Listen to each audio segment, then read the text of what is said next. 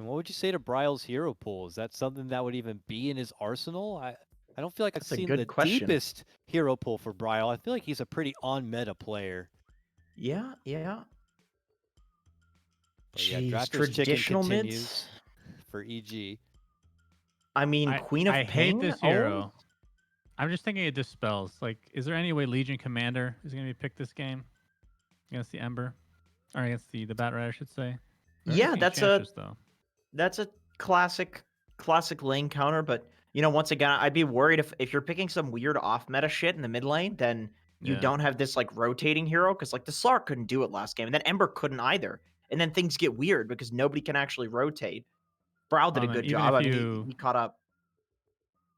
even if you counter the Bat Rider, it could be a position 3 as well, right? True. Like Death Prophet right here, like we've been seeing some 4 position, but mostly 3 position Death Prophet, but of course could still be mid. So still a lot of flexibility in EG's lineup. Yeah, DP seems to be coming back. My take on this hero is that like at the start of the patch, it was feeling kind of weak because people were still playing the old meta carries, like people were still picking Sven and stuff like that. And then now you have a lot of these like Monkey Kings and Ursas, these heroes that just dumpster melee heroes. So these ranged offlaners like Nature's Prophet and Death Prophet, especially if you can flex them between multiple roles, like they feel a lot nicer to pick, give you more options for your draft. It's interesting they pick Enchantress into a Witch Doctor. Isn't that typically kind of a feels bad? Considering the creeps get just stunned forever. That's still a thing, right? Creeps Yeah. get stunned forever with Cask. It is, yeah, it is. It feels bad. I mean, you're still gonna own the lane. You still have the gank tank on Enchantress with the hood. Like you're still gonna do all of the Enchantress things, but it is worse. Like Witch Doctor also can kill Enchant because you just maledict her and ult, and the ult obviously on Witch Doctor doesn't care about the Enchantress passive. It feels bad. They really want to win the lane clearly. Well, it looks like Ice is slated to potentially play this Death Prophet, and if so, will be the one like real tower pusher again moving forward. Again. Look at this, yeah, Undying. Enchantress is a bit different, but they go right back to the Slark again. And it feels like in this case it's coming out because you have a prominent core Bat Rider on the other side. I get that, but you know, everybody was a little 50-50 on the Slark last game. Maybe this time they feel they'll, I don't know, itemize more appropriately and hit timings a bit better and more in sync, and that a run back is all they need. I don't know. Part of me is like, these guys are way too experienced on the side of Undying to just do a run it back real quick and see how she goes. Like that last game, I mean, how much better could they have played? Like we said, like their moves were amazing. They were playing them great in team fights. Like they were getting kills everywhere, but it just wasn't enough. Like I don't know. I mean, I guess you ban the Medusa, but like there's other heroes that can do the ancienting thing, right? Like there's other heroes that can play the economy game. There's got to be some crazy pick coming out from Undying. I refuse to believe that they're just going to run it back. I think they want us to believe that they're going to run it back, but I don't think they are. I want to throw out before it happens that Alchemist was banned last time and is not banned this time, and has been a secret like meta pick for some of these teams.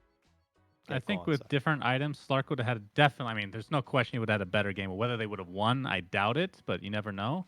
I mean, the real issue is I know you have Dispel with Slark, but Earthshaker is especially once you get Shard. Like you can use Shadow Dance your ult and still get perma-stunned essentially. And then by the time your ult is out, you're unstunned, and you have Witch Doctor, Cask, and Lasso to worry about. There's just silence on top of it. They have a lot of answers for Slark. So. I mean, it's a hero that can snowball, though. So if you win a couple fights, you can snowball that to get a couple towers and whatnot. But this hero just not a fan, personally. I agree. I'm sorry. Side. Go ahead, Jenkins. I was gonna say I couldn't hear Sun's fan over my. I was having some deep dark fantasies of EG picking Pudge here as like a possible ice hero or something, or TZ carry Pudge.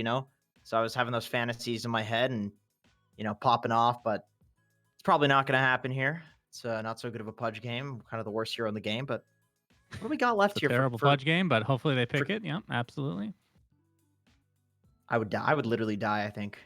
Pudge is going to get enough buffs with that Shard, with his cast range and whatnot, that he's going to be like one of these actual save heroes, because then you have Hook and you can eat your teammates if the range is just extended a bit. Right now it's like melee range.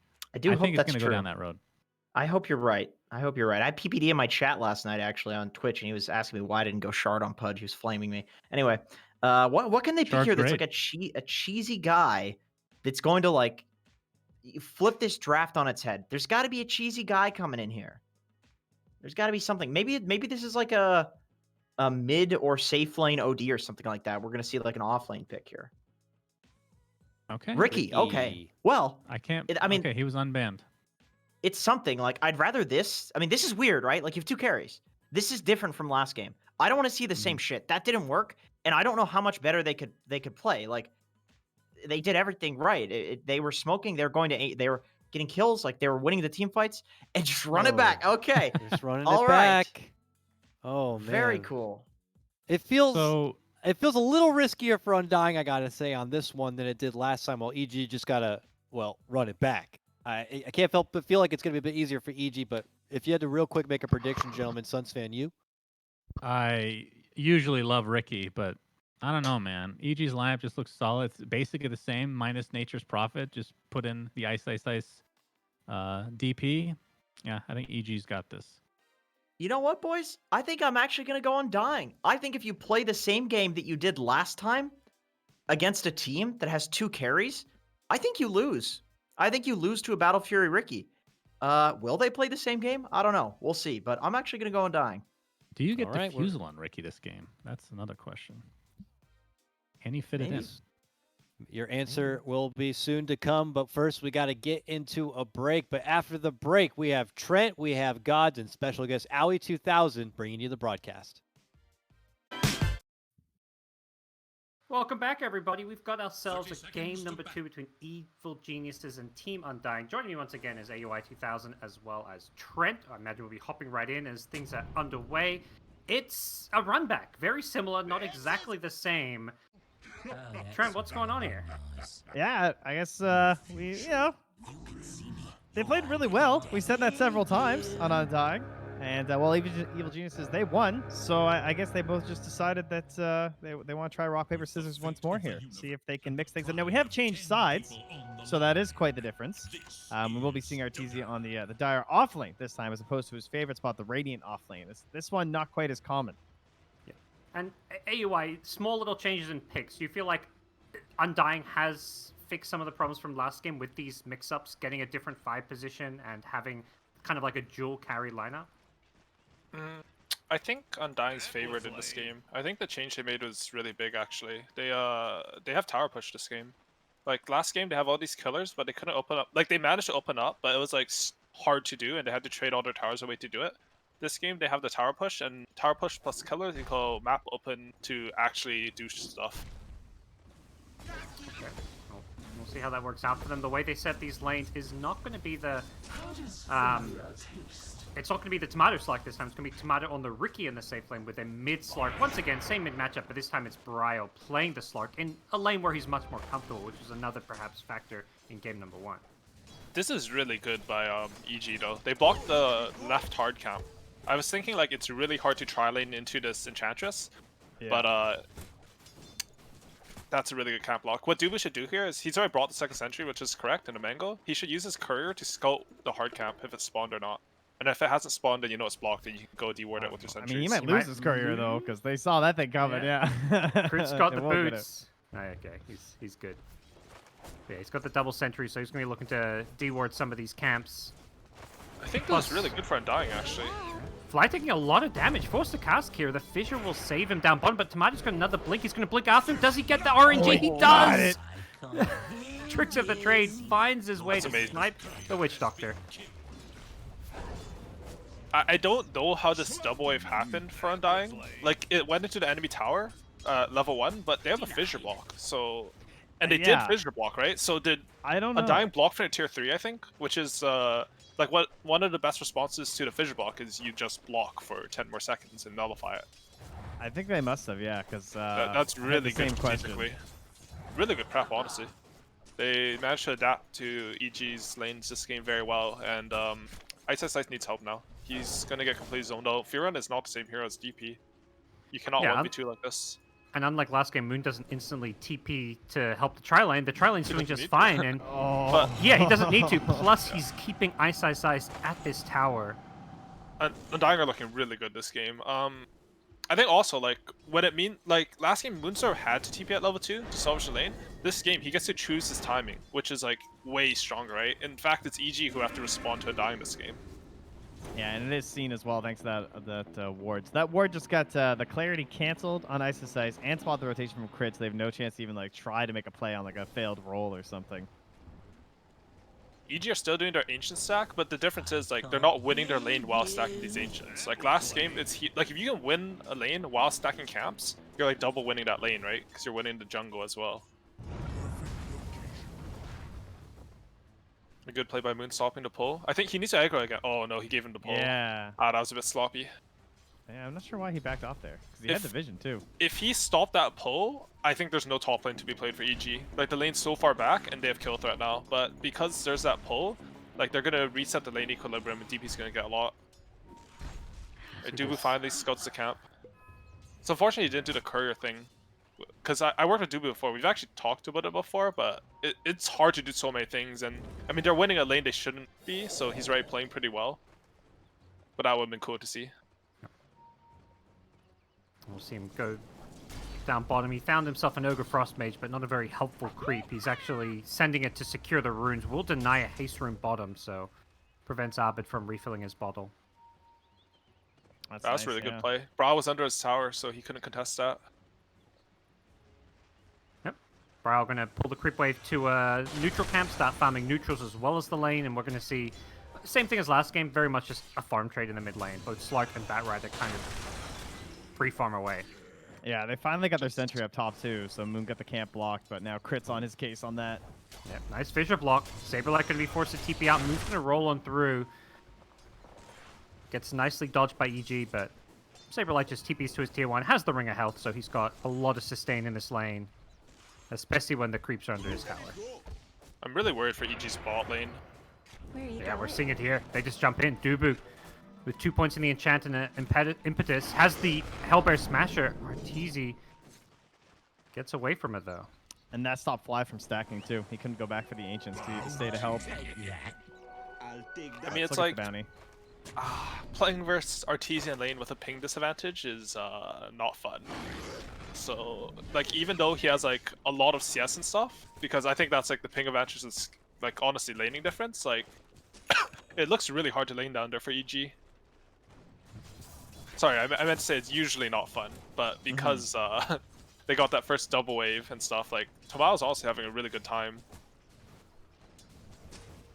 Yeah, Tomato doing just fine. 22 last hits, not winning the lane by any means, but has the Orb of Corrosion up already, and is I think there's probably less pressure on him to like be that true hard carry when you have got this Slark playing in the mid lane as well. I think it's weird. Like, I really don't like Slark, as I mentioned at last cast, because I don't think he scales well. And even though he's supposed to be treated like a hard carry, I think they should actually put Ricky as more of a hard carry and have Slark run around and do stuff this game. I think that'd be more favorable for them.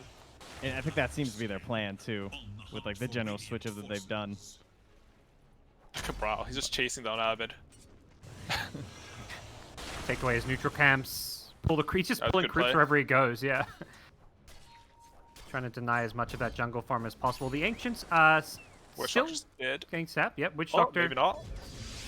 gets the Maledict off on Tomato. This could be bad for Tomato, but he gets fissured underneath the tower. Still taking a little bit of damage. Has the wand, so he should be just fine here. And yeah, Crit's TP not going to lead to a whole lot. And they've left that ward there from Dubu on the Ancients too, so that they're looking for when he tries to move over here on Abed. This level 5 Ricky, just with the Orb of Corrosion and Boots, has a lot of kill threat. Yeah, he's a strong hero. If you get a good early start to this lane or your stronger lane, Ricky's like one of the best laners in the game. It's usually like when he's more contested that hero is having issues. The thing about this game is like Ice is level 6 already. I feel like from the start of this lane, he should have a lot less than this. He's playing it pretty well, and there's also that like, I don't want to harp on it, but like letting that pull go off, it lets Ice have a game. Like if Ice is level 4, level 5 here, like I think this tower just dies, and this game's going to be completely different. Yeah, they do a good job pressuring it with the Siege Creep and Meteor Hammer, but like you say, the tower at least gets kept alive, so both bottom and top EG towers taking damage. Usually you Yeah. see those trades, but this game it's Undying pressuring both side lanes. They're going to go for a They kill top. should get this, though. Yep. Astral into roll with the Meteor Hammer, and that's good. Saberlight's going to commit the ulti. Elsewhere mid, yeah, Bryle's gone in, committing for the kill on Crit. Doesn't Dark Pact off the initial stun. The Fissure going to follow it up. Crit still in a lot of trouble here. Bryle has the Shadow Dance if needed, man. and I believe he's going to have to pop it. Crit still trying to run another Dark Pact, should finish him off, and that's going to get the kill. Really good No play by orb Undying. or anything. It makes that pretty scary. I think they've the same thing as last game. Honestly, they've identified sort of a weakness. If you pick Witch Doctor ES supports and a Dusa carry, you don't have anyone who has any early game pressure. Honestly, like this Barrow doesn't do anything early either. Like he's just a farmer. Like he's gonna sit, farm his bots, and then he's gonna honestly just farm some more till he gets BKB and stuff. Maybe he'll throw in a lasso somewhere, but this early pressure is really good by Undying. And as Prophet, you get a little more hung out to dry than, well, than Nature's Prophet, you know? It's not quite as easy to, like, you can't pick your moment quite as easily for, like, taking towers or joining fights. You have to be a little bit more coordinated and calculated with your exorcisms. Yeah, for sure. I mean, the big thing about this game is that, yeah, it's exactly what you said. Like, they have to commit to get a tower on EG, and I don't think it's that simple for them to commit. Look at mid. Dove in, they want this tier 1 tower, and they'll take the fight under it, but Bryle gets maledicted and Spirit Siphoned after the silence. Bryle, he's going to tick out, it looks like. One more right click will finish him off. Actually, Fly gets him with the Maledict. Moon rolled in, but a bit of a overcommitment there for Undying, who thought they perhaps had the numbers to go for that play. Yeah, I think that's an overcommitment with the resources they have there, but I feel like They're still not done. still fighting. Yeah, with Crit that's Fissure, all they just that. chase him down. Okay. Nice. Oh, and they're getting bottom, this play meanwhile. bottom. Oh, Tomato gets out. He's being dusted out, but Saberlight saves the day with the Astral and the Meteor Hammer. He's not going to turn it around to get a kill, but he keeps Tomato alive at least. There is little hope for Radiant's middle tower. Yeah, that's a good TB by Saberlight. Dusa gets you free from top now, though. Now that OD's committed his TB. The thing about that play mid is, like, I actually feel like Tomato should have been there. It's, like, sort of like a next level play. But, like, he had bot lane pushed in, and it was an overcommitment for how many heroes they had there. But if you add one hero there, like, either with TP or you run there with Ricky, like, that could have been a really sick play for them and kept out the pressure. Instead, like, they don't get the trade they want. Oh, here we go. Mid. Yep. This is the numbers you mentioned. Bring Tomato Yeah, next time. exactly. And I think they realized it, right? Like, they need Tomato in these fights. He's had a pretty decent lane. He's high level. He needs to be in this fight. They need just one more little oomph, and this play goes really well. Fortified their We stronghold. got ice with the range creep bait. They knew he was going to stay right there. The last hit, Moon gets the free roll. And now, even without taking this tier 1 mid tower or bottom tower, they're invading this enemy dire triangle, wanting to contest these Ancients that hurt them financially so much last game. Fly's going to come in and just stun up the Siege Wagon mid to try to delay this push. The Fisher's going to help him get back to the high ground and stay alive, but Bryle just pounces over it, and Saberlight has the Astral and the Meteor Hammer. And they're still keeping this mid-siege creep alive. Dubu just tanking tower shots to make sure of it. They want this tier 1 mid. They really want to try to take control of this dire side of the map. Look at that inch creep go. Yeah, and I think what we'll see here is that Dubu's going to play bottom side this game, and he's just going to keep enchanting creeps and setting it to enemy Ancients to block it. Especially after Ice did something so annoying last game, like it's in your mind. Yes. That's probably Yeah. going to happen. Dubu gets doped by the Firefly, but as soon as TP's come, I bet he's out of there. Moon Reckon catches that's- though to TP stay mid. force. Ooh, mid, yeah, they've gone in. Bryle, with Moon's initiation, gets another kill on Crypt. Bryle already up to 3 permanent agility. Bottom lane, they're going to recommit. They've dove in with Ice's Exorcism. Dubu just trapped in the corner, and it looks like they're going to lose quite a few here. But Ricky does a good job showing up to the fight. Tomato, has he got an escape with the dust on him? He needs somebody to blink to. He's got allies coming from the north. He's going to blink out. The roll kind of messes up that blink escape, but the dust should be wearing off fairly soon. Tomato still very low, gets flame break back. Tomato blinks out again, keeps himself alive, but unfortunately, the rest of his team not so lucky. They lose a couple in the process. Yeah, they were low on resources from coming from that fight mid, so like Moon didn't have the mana to actually like pop his spells.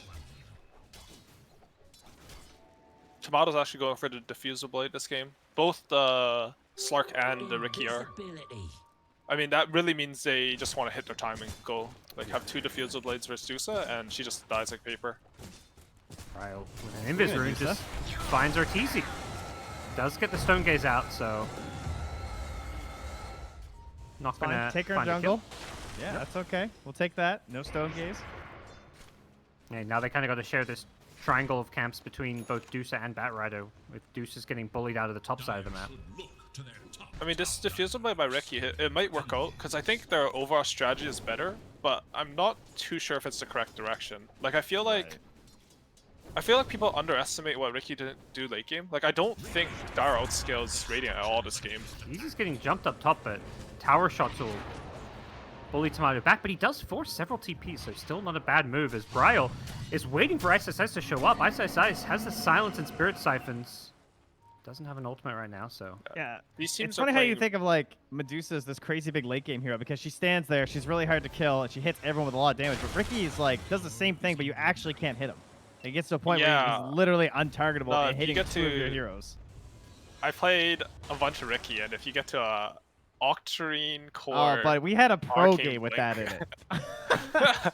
yeah, We had you Octarine, the Spell Prism. I'm pretty sure Daedalus. that's the best late game from a hero I've seen in my entire career playing Dota. Like, I played Dota for a long time, and I've never felt something so broken late game. Like, you're literally Yeah. perma in third spell. Nothing can hit you, Yeah. and It's everything gross. just dies. Like, there's no hope. Like, I think in our game he had like 0.3 seconds he was vulnerable or something. between yeah, jumps. exactly. That's it. I mean, if you have That- Spell that's- Prism, you're just perma immune. So, and it goes on for like 15 seconds. Like, there's no stopping it. Initiation Mid lane. mid crit. Yep, he's been caught by the defusal, but has backup nearby, and Dubu may just be sacrificed. It does feel like Undying are kind of suffocating EG and keeping control of a lot of this map. Bryle was just bullying anybody who came out in the top lane previously, and now he's just constantly running in at this triangle of camps. I like this. Tomato went back for the Battery. Very good, I think. Yeah, I like that too. Don't But, worry about like- this double defusal. They're gonna open up the map, but they don't have the lane shove to use it properly. This Battlefield, I think, is the correct choice. Saberlight Astrals then just backs off. EG are really playing huddled together, whereas Undying are getting a bit more farm on the map, but at the same time, this game very much in the balance. Neither team's pulled away with any kind of a gold lead, and Crit still working on his Blink Dagger. Despite that, is going to go for a smoke play. Bounty Rune's coming seems up, and like a that's low why they want to make this percentage. move. Yeah. I think it being for Bounty Runes is smart, and they'll secure the Bounty Rune, but I don't think you can get Here he killed from comes. this. Oh, Tomato so slow. Oh, okay. Tomato walked into the pre-planted sentry, and EG just pick him off. Just blame ping, boys. Nothing you can do. Fair enough. Fair enough. That was- Man, honestly, that was a pretty good spot. It was my bad for not recognizing Bounty Runes were spawning. It worked out really well for EG. they're I think really the big good at difference, baiting that. like, oh, top lane. Are they going to get this kill? Not Oh, yeah, he's perhaps as dead. big a kill as the Ricky one, but still a nice kill to get. Nice Yep. kill. That's a stack for Slark, boys. If you get like 15 more, you have normal agi gain core. Like, why does this hero has 1.7 agi gain? Like, what? that is depressing. Anyways. Actually. Yeah. Mid lane? It's like the Yeah. same as Just OG. beating on Abed. These teams are doing. I think they're doing a really good job at like trying to force out TPs from the enemy team. Like Abed has poked them bottom and mid, and Undying did the same thing at top tier 2, and as well as mid this game. It's a really important concept. Like, you go on people just to force the enemy reaction, so it opens up something on the map. You can't Right, just like. every TP hold that your our first move TZCs is another wave, basically. Yeah, I mean, TP scrolls are like your ultimate early game, right? Like, they're your long cooldown that allow you to make plays around the map. So every time you force these, you're removing like options to your opponent and opening up another attack venue for yourself. Moon just lurking here, hoping that they can set something up here. Crit Yeah, is I think- very tempting as he works. Like, on if his you Blink compare Dagger. last game to this game, because Undying have this tower push from Enchantress, they're able to open up the map and secure a tower advantage, so EG can't just out-farm them. Like, they have to play very tight this game. Last game, Fly was, like, hitting freaking neutral creeps early on in the game, which is, like, pretty unheard of. This Yeah. game, like, he has to tank for his Dusa, they don't have the lane shove, all their lanes are going to come in here, and it's like, I mean, it's look scary where they when are. it's EG. Yeah, Yeah. they're just fully clumped up in there. And that's, like, it's a good strategy adjustment. Like, last game, they realized they had the potential to kill heroes, but what did those kills give them? It let Dusa hit Ancients. It didn't do anything.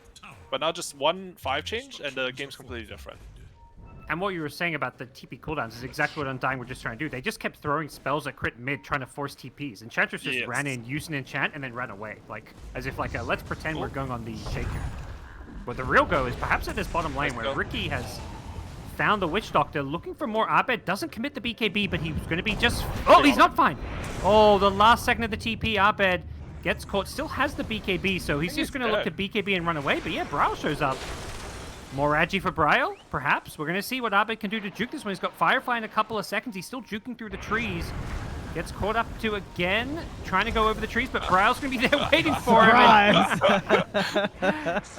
See, that was planned by Braille. He wanted to leap into the trees to cut him off. Yeah. That's so much IQ. I don't even know how many heads that is. That's past 5 head. Yeah, Ricky has battle free now. His timing's like not that bad because his corrosion full treads 1. He's not the most farm, but he will catch up. I think Ricky farms really fast with Battlefield. Like And more he put so pressure on the map too. So like Yeah. some of his gold net worth being lost was worth it for what he took away from the opponent Yeah, too. for sure. I think he missed the first mid rotation, but the next one was really good by him, and like it made up for it. Like, oh, smoke into enemy jungle. This is a crazy smoke. What is this? Deuce the Saberlight has a blink. They fissure to start things off. The blink smoke totem pop. follows. And Saberlight going to defensively Astral. Can he blink out after this Astral? We're going to find out. He does get the blink out, and Saberlight's home free. No immediate counter kills happening. EG will deward. As Undying do the same themselves, so neither team with the vision here. And in fact, it's actually Undying with an aggressive ward. They see a lot here if they want to go chasing, but it looks like instead they're going to pressure around the mid lane. Yeah, I feel like you can see the pressure EG's under. Oh, there's going to be a fight of Ancients here. We have a DD on Brawl, really big. As the BKB, can he find a lasso target? Gets Moon's going to pull him back. No real follow-up damage immediately, but with Fly as well as Crit now showing up, it looks like they should be able to kill off Moon, who gets his roll blocked in. Like, EG last game, like, they would never smoke a Deuce at 18 minutes and try to go into the enemy jungle just to secure themselves a little bit more space on the map. So you can see, like, the big difference this game. And they pop Exo for, like, that Earth Spirit pick-off, they use Lasso, they use Exo for him. They're feeling good about that. Yeah, I think very good call by Undying not to commit in after that, because it's kind of tempting, right? When you see the last one, like Earth Spirits, you know he's really tanky, so he's a good shot at getting off his abilities, and they're going to have to burn a lot to get him, but they just, like, farm mid instead, put a little pressure on the tower with a Meteor Hammer, and just actually head right to the Roche pit. With it, Oh, they have a Enchantress. Medallion, okay. All Yeah, right. Enchantress can tank it, so... It's kind of slow, though. Yeah, if they can get Ricky hitting with the backstab, it goes a little faster, but yeah, it's still not the easiest road. But I mean, you know they're ancient, so that's the other Yeah. side of the map, because they're dire this game. Yeah, I mean, so. EG have no hope of fighting, right? Like, they use Lasso, they use Exo. I mean, they actually could fight this just because it's such a slow Roshan, but it wouldn't be a simple fight. And I think Undying are like, they want to force a fight right now, so going for Roshan is pretty good. And Undying is using a lot of time and committing all of their cores to bring down Rogue. That's, you know, theoretically they could have been using that time to get a lot of farm on the map. So they get themselves an Aegis and have a bit of a strategic advantage now, but they did miss out on some gold. Bra's gonna have Aegis now too, or Aghanims now too with this Aegis.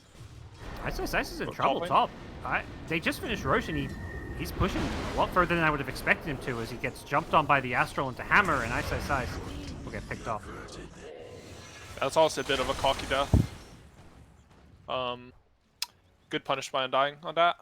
I can't hear you. And Yeah, Sarkaz' anytime you Aegis, get a kill. he's just gonna sit around mid, and EG are gonna have even less play options. Like when you get this Aegis hero, one of the things that's really underrated is just using the Aegis to constrain your opponent's farm. Like they can't run past the Slark at all. Right, like don't panic and overextend for objectives or anything. Just like, you know, choke them out a little bit further. Yeah, and I think the eggs makes a lot more sense this game. than the Mid Valkyrie. lane. You mentioned Brawl just holding his ground here with an Aegis. He's doing just that. Magnetized from Moon Meander looking to back him up as Moon tries to roll himself out of there. Gets caught by the Fisher, but he's on the right side of it, so he should be able to get it out of there as Bryle will Shadow Dance and flee. Neither side going to lose any heroes, it looks like. Wow, that was as we were saying that they went a little in. That got a little worrisome there, but they find the escape afterwards. They force EG's heroes all to like one small circle of the map, and now EG is like forced to smoke. If this smoke doesn't connect, like it's gonna look really bad on map for him. It looks pretty good though, the smoke. Yep. They get the dust onto the Ricky. Yeah, Tomato should be in some trouble here. They have the BKB on Batrider. Looking for that lasso. He finds Saberlight. He held it knowing the OD was lingering around, waiting for the save. The blink crit! Echo Slam from Crit! Huge play from him. Insta tip That on a was sick. Saberlight. sick plays from Abed as well as Crit. They're going to get the third kill there. Abed didn't go for the last one. Ricky, he knew OD was just waiting for an Astral save, and really heads up play from EG. Yeah, they were way too ready for it. That was very amazing by Abbott, honestly. Like, you see the enemy carry, and you have the presence of mind not to lasso him there. He looks so free, and you're just like, okay, I'm going to save it. We'll get an extra one, and he won't get the save off. It was also just a really good punish because of that play mid from Moon and the Slark, right? Yeah. Like, they saw them go bottom after from all the vision that they had, and so they just instantly smoke top and create a good numbers scenario. It feels awkward. Like, if you look at the replay, you'll be like, oh, Enchantress should just run into them. But honestly, like, EG were so fast that it feels like you don't have to tank that gank on edge against most teams, especially playing in NA. But yeah, that was just good and fast. Like, it's just a good move. What can you do? Hats off to EG with a good play. That's going to give them a 1k gold advantage. Despite playing into the Aegis, they've managed to find some good kills as well as farmer on the map, and it's Undying who perhaps pressures a little bit back on them to make something of this Aegis. It's really big when fights like that happen. Like, Undying had to group up in order to get this mid lane out. Before, they're just pushing it with like 1 or 2 heroes, and the map was being constrained. Instead, like, Arteezy gets to farm everything now. He gets to hit his first lane creeps in like the last 4 minutes, something. And yeah, it's a lot of map pressure relieved. I mean, Undying still have the map. Moon rolled in mid, perhaps a little bit too aggressively, gets saved by the Astral for now. Silence could follow this one up, but Ice himself gets caught in the smoke screen. Moon can't find a way to roll out. Ice is getting blown up, he ran in. He thought it was unkillable, but this is an offlane Death Prophet with very little farm, and he didn't have the mana for a defensive heal. There was no lasso yet either. Back in like 2 seconds, so there was no coverage. Bryle has the Maledict on, has to be a little bit careful. Arteezy does get off the Stone Gaze. Crit's in the neighborhood, but still without an Echo Slam, so Arteezy's going to kind of get blocked in by the Fissure. He's going to be forced to just hold his ground and fight, which is working out well for him so far. Saberlight going to go down, but Arteezy doesn't have backup until the buyback comes. Crit going to come back into this one. With Abed there, he's going to lasso now. You've got to be careful. The Earthshaker buyback could cause some problems. The chase is on. Two-man Fissure with a lasso as well onto the Ricky. Ricky going to go down to the Arteezy, right-clicks, and Dubu trying to TP out. Not going to be successful. Only Slack survives. Great buyback from Crit. Great team fight from EG. That was really well played by EG. I mean, Ice went a little ham there, but but because of that, like, Undying got a little bit cocky and their line extended. Like, when you chase enemy heroes, like, you want to have like a concave, right? So that all your heroes can get their spells off at the same time. But when you chase like 1,000 or 2,000 range, like, some heroes start to be more in front than the others, and EG were able to like punish that separation. Of course, like, this Shaker, like, as mentioned in the game before, like, this Shaker buyback is so strong because he's one of those heroes where, like, if he's in fog, you don't know where he is, like, his team fight is top tier. But if you see this hero, like, he doesn't do anything in team fights, and buyback just, it gives you that opportunity. And unfortunately for them, that was going directly into the completed Scotty as well there for Arteezy, who's now on his way to an MKB. Yeah. Very They far on lost his way. gold with our Aegis on Undying.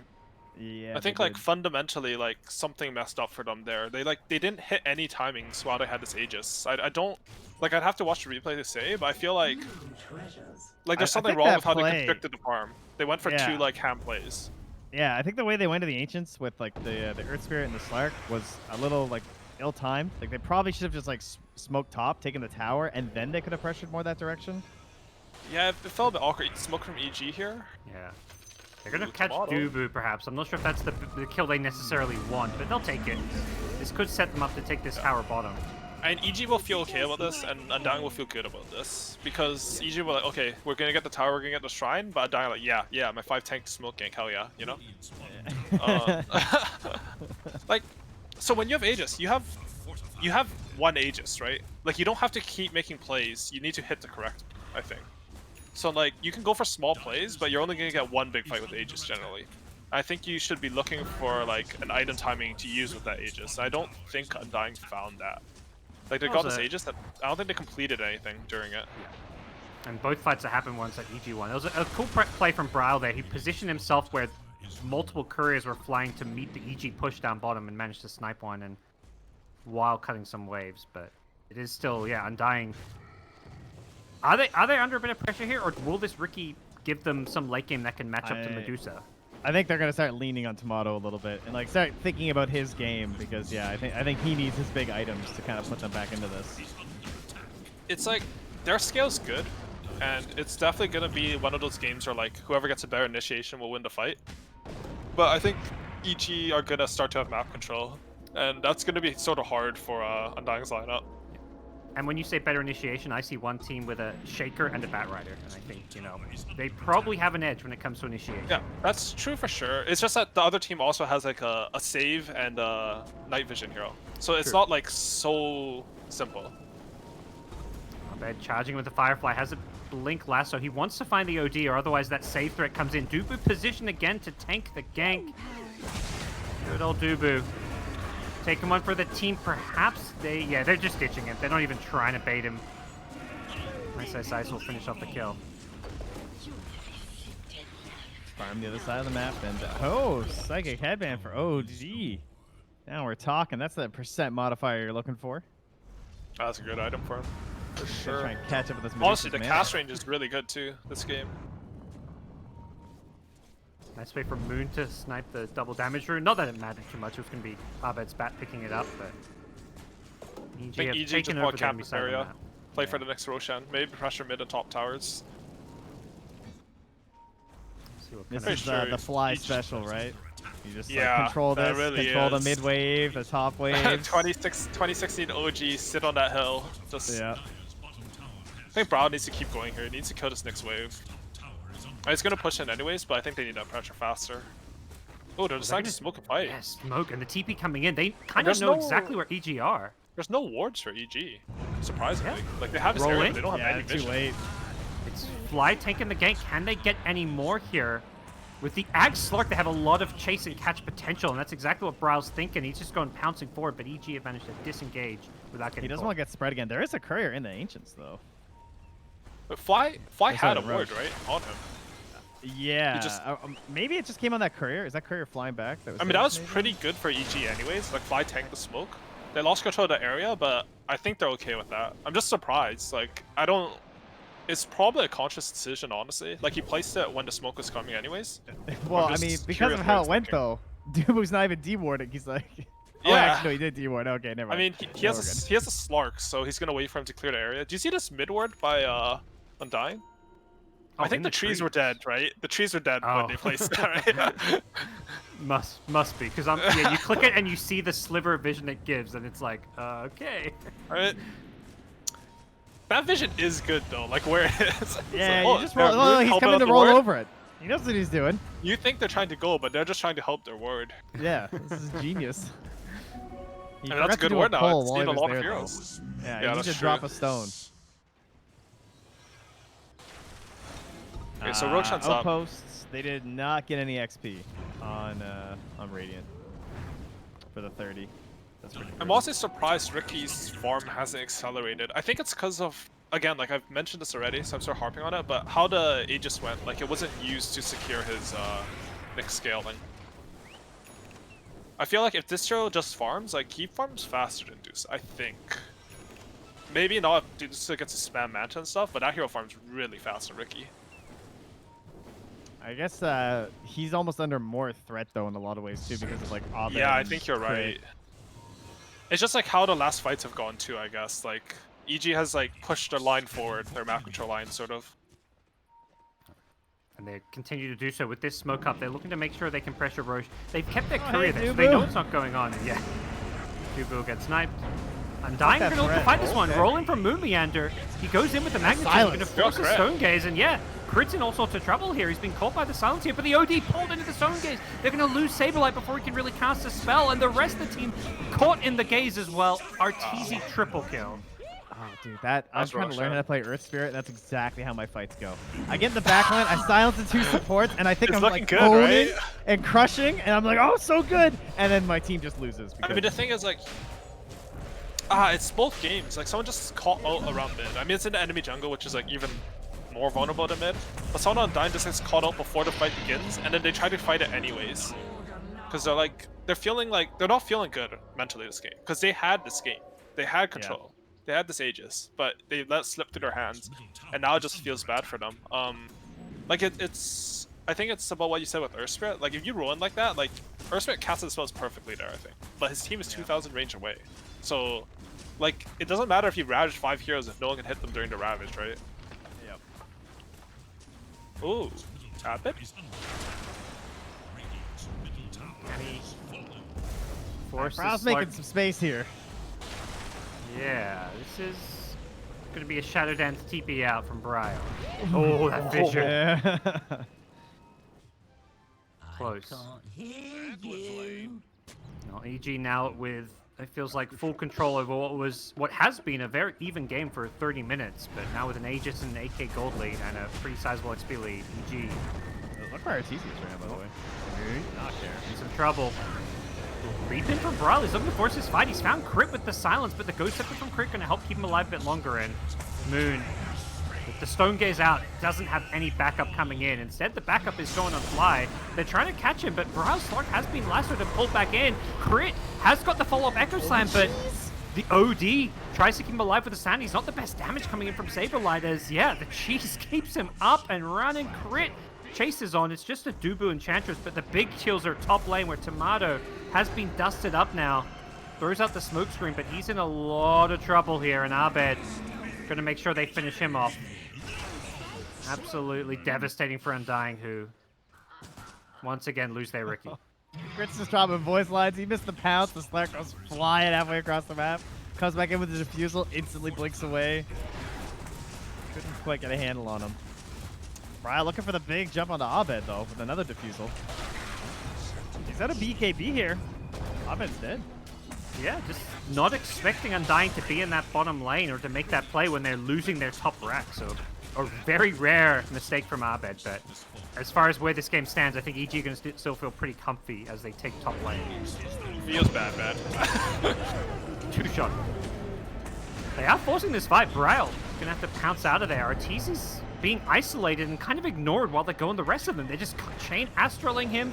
They're going on Fly, they're going on the supports. Ice has an exorcism though, and he's just going to run at Saberlight, who's been silenced up now. Doesn't have a good answer to this. The Psychic Headband not going to do a whole lot to bail him out there, as Abed has the BKB back up, and he's just going to go in. Nice buyback from him to make sure they win this fight. Ricky's down, Moon goes down as well, and Brile kind of on his own. Has been isolated, forced to pounce away. Luckily with the Ag's range, does get far enough away to keep himself alive, but not sure Dubu's going to be so lucky. Oh, EG are pumping up those Medusa stats today, that's for sure. Back to back, That's- Medusa wins. It was a good try from Undying this game. I mean, I think they had two dominant positions. I think one was where like top lane was like unplayable for EG. They could have translated that into a really hard snowball. And one was like when they had this first Aegis. But I think this is a good game for Undying to look back on and learn from. Like, it's the group stage and you're... Actually, I don't actually know how the DPC works, to be honest. There is no group stage. You gotta win the game. It is you just gotta- the group stage, but there is no But the group playoffs. stage is all there is, right? Yeah. I was like thinking, there is no double 11. And I mean, it's early on in the tournament, and to be honest, everyone's expecting EG to win, right? So you're fighting with like Quincy Crew and the other teams in the tournament. Exactly. Definitely, I think potential for Got a him. team like Quincy Crew to upset EG. Got him indeed. GG is called. But yeah, I really like what you're saying, because it does feel like these... I mean, I enjoyed these two games, even though in the end EG won in what seemed to look like kind of semi-convincing fashion, but both games Undying were in it. They had solid drafts. They played really good Dota overall. It's just a few slip-ups that EG were so good at punishing. They kind of showed their strengths and their weaknesses, just as you're saying. So it really is a good game to go back on to really try Yeah, I and think figure out. Like, and the- plus, it's like a control, right? It's like an experiment since you basically pick the same heroes. For sure. I mean, great. the strategy adjustment they made was good, and I think it like shows that they're gonna learn from this game fast, and like they were able to adapt in the series, and I'm excited to see like once they have the replays to study and stuff, how they're gonna adapt for future games. Yeah, it's going to be brutal. Like, you know, Undying's going to be having to battle out with the likes of Quincy Crew, Sad Boys, and Four Zoomers for that basically second spot in NA, and that's also assuming EG continues their dominance. Who knows Honestly, what there's lies in like- store for them.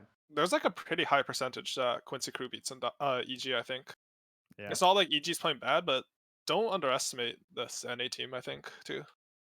I agree. I think especially their playstyles, because it feels like EG's happy to sit back, wait for those mistakes, and punish. And I feel like Quincy Crew just plays a bit faster tempo and can really punish a team Yeah, like I EG. actually don't think that style will work versus Quincy Crew. So I think they have Yeah. a pretty good style matchup.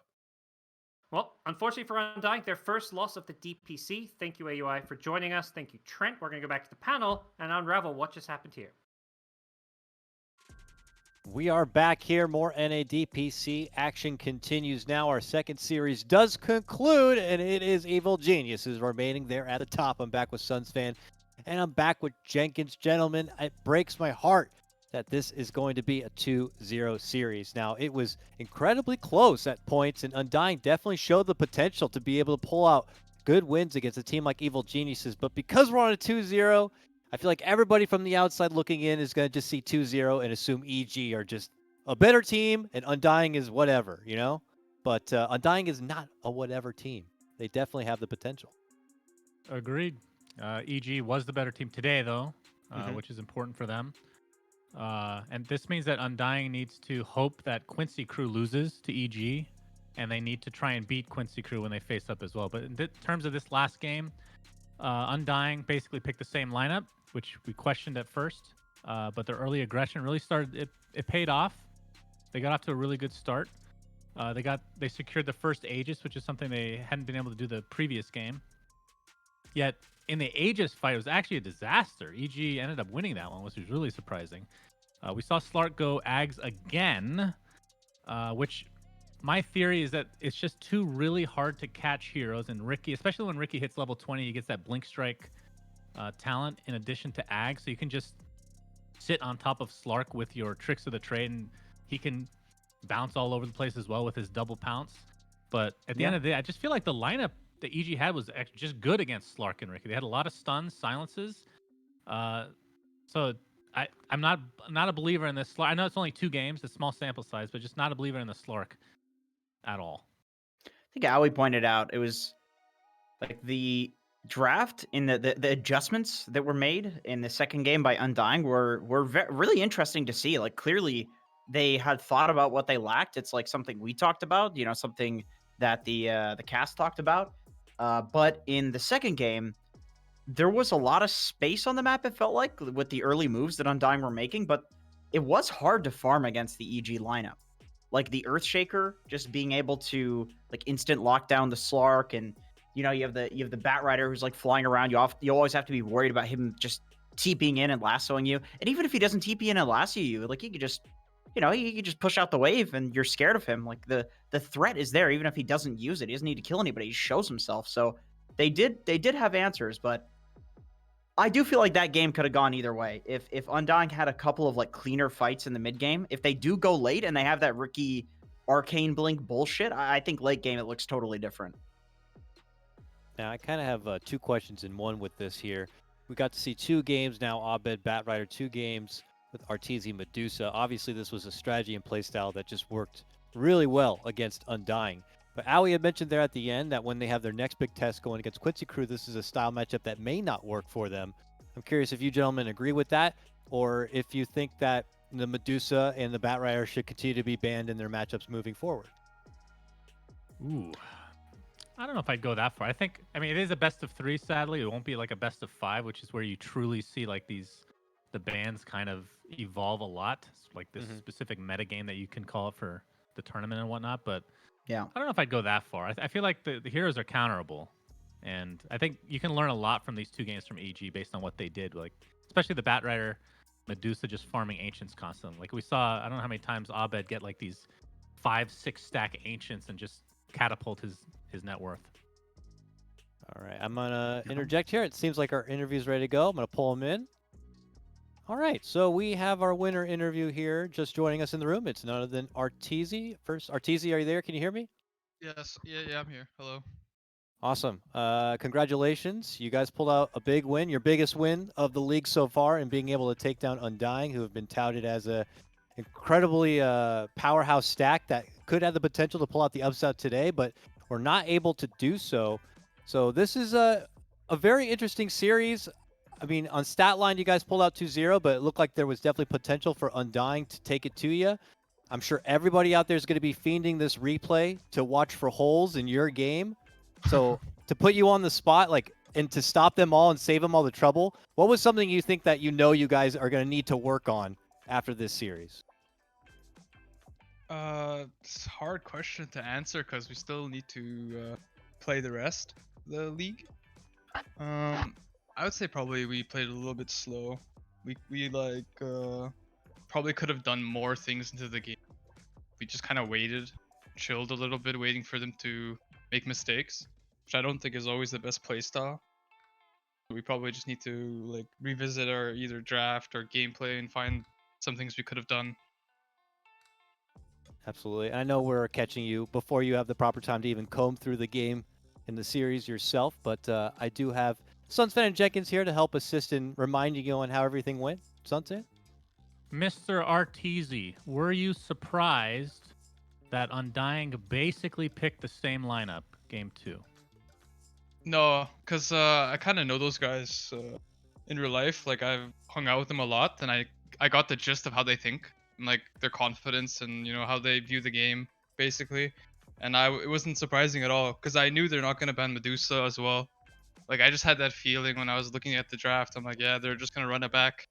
I mean, it's very admirable, actually, like replaying kind of the same draft and kind of like fixing the mistakes you thought you made in the first game.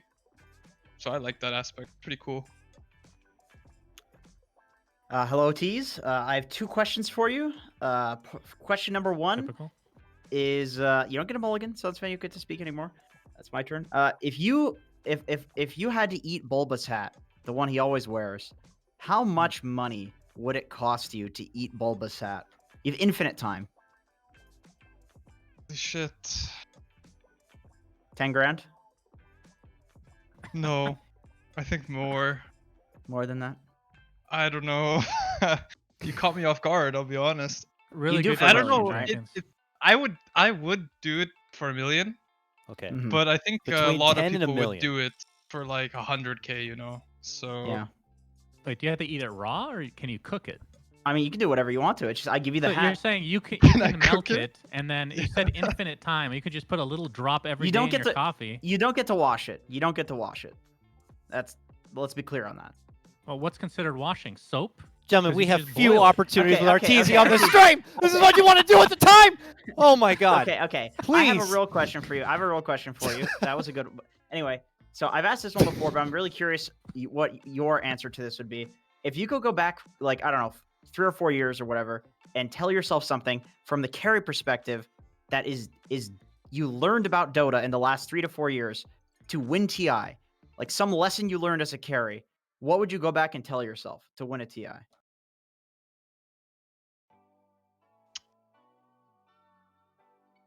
think Don't eat about team Bulba's hat. fights. I think when I was younger, I just kind of relied on my laning skill, and I didn't really get better in other aspects of the game. So eventually, when people started to get better in lane, I had this like period of time where I didn't play that well, or like things felt wrong for me, because I used to always like start the early game with a lead. That's how I played later. Like I would always be ahead, no matter what, no matter the lane or the situation. I'd always be ahead. But nowadays, like I've got a lot of time to think about other aspects of the game and still improve my laning. But I would probably say to my younger self to focus on team fighting and how like heroes interact and how spells work with each other. Like to think about, instead of like bum rushing up a hill, to think about what's the best way to go up the hill, stuff like that. Because I really didn't think about that when I was younger. I thought you were Awesome. going to say don't join Secret, because that would have made more sense, I guess. But I get a second question. I Jenkins don't Oh my really, God, I don't please. regret That was a any of great those answer, by the decisions. way. It was a legit. Actually, I That was a thank you for the amazing legit answer to these fools here. Sunsfan, please, just one more question. Mr. Arteezy, what do you think of Crit's facial hair? We had a long discussion about it that enraged a lot of people in chat. I'm a huge fan personally, but I want to get what the inside tick is for EG itself. What do I think about his facial hair? The question. Yes. Yeah, that's the question, Arteezy. I think he shaved recently. Ugh. So I'm trying to picture, because I see we have like a video chat every week. I'm just trying to remember how he looks. He looked like a I Norse think, god, if that brings up any memories. It's hard It was- for like, I like those really thick beards, and I can't grow one myself, so maybe that's why I like it so much. Like in Vikings, they have these like very thick beards. I love that kind of beard. I don't think he has that like ability to grow the very thick. He's got kind of like the lower level beard. Probably why he shaves, honestly. He's a linen man. D That's what I tier said. beard. All right. That's what I said. Thank you for answering. a very Arteezy likes a important high MMR beard. Crit needs to raise MMR of his beard a bit. Thank you so much, Arteezy, for entertaining us with some legit and side legit questions there. It's always a pleasure. And congratulations again. We look forward to your matchup against Quincy Crew in the rest of the division. Thanks. See you later, guys. Thanks, He's again never to he's Arteezy. never coming back. He Always went a right great back to the call interviewee. like, guys, I'm never doing that shit again. Abed, you're in. Next. it, I'm boys. not doing this. I'm not doing this. Daryl, you get back in there. Well, even though Oh. he didn't get to fully answer, I liked his answer about the even though I was joking, obviously, the secret thing. He was basically saying that he doesn't regret it because, and I assume he was going to say something to the effect of learning from different experiences in life have shaped, like I could say that for my you couldn't even say that was a mistake necessarily because EG might not have won TI with him anyway. Like who knows? Everything, it's a butterfly effect and whatnot. So Yeah. good to hear he has his head on straight. Except for the Dominoes beard effect. thing. Chris Beard's really good. I don't understand. I mean, I told you it's a linen man. He's good for, They're for nice, like a merchant. There are nice breadcrumbs to get from that. Oh, my mic's bad. Hold on. You're doing All right, great, he's Cobble go- guy. He's gone, Don't Sunsfan. worry. Say Blame shellacking. him. Can Say it you all one more hear time. me now? Shellacking. All right, I'm back, and my voice should be good now to assist in closing out the show. I was just going to say there's fun little breadcrumbs from that interview, even with the silly questions aside. He noted how the team meets up once a week in video calls, so they have like these kind of, regimes of connecting with each other. I don't think you could say that for a lot of the other teams, so, that just shows what it takes to get to the next level. Congratulations again to Evil Geniuses. They remain at the top of the pack. We await their matchup against Quincy Crew, but gentlemen, we're not done yet today for NADPC coverage, but I do have a couple of things I do want to go over. Let's get a quick look at the upper division standings here, since we are done with upper division action for this week. Now, before we get into week number 4, let's see where everybody stands. Obviously, Evil Geniuses at the top. They're 4-0 with their series. Quincy Crew right behind at 3-0. With the loss today, Undying will move down one peg to 3-1. And now right in the middle of the pack, we have 4 Zoomers who pulled off the win earlier today against Black and Yellow, right side by side with Sad Boys. They are both waiting and hoping that Evil Geniuses and Quincy Crew will continue to drop series in some way so that there's still a hope for them to make it to the majors somehow. The other 3-way dance we have going on that's a lot of fun is the bottom of the division. Black and Yellow, 5-man Midas, and A-Team. Obviously, a little bit of a struggle, but there's still an opportunity for any of these teams to kind of remain in the upper division while the other 2 are going to be relegated down below. So as the schedule continues to come out, we're going to have more and more hype matches and hype storylines continue to develop here. And I don't mean to put you on the spot, MLP, but if we can move on and into the next week schedule, we can have a preview of what's going to be going down next week.